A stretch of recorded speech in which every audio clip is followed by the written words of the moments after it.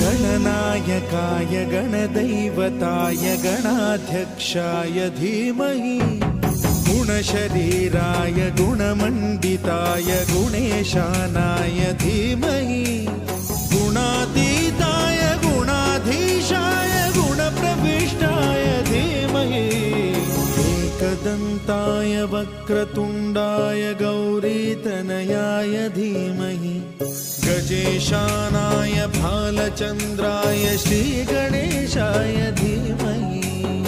एकदन्ताय वक्रतुण्डाय गौरीतनयाय धीमहि गजेशानाय भालचन्द्राय श्रीगणेशाय धीमहि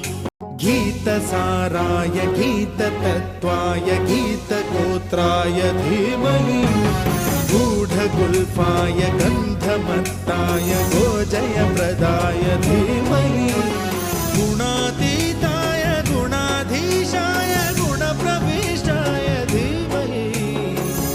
एकदन्ताय वक्रतुण्डाय गौरीतनयाय धीमहि गजेशानाय भालचन्द्राय श्रीगणेशाय धीमहि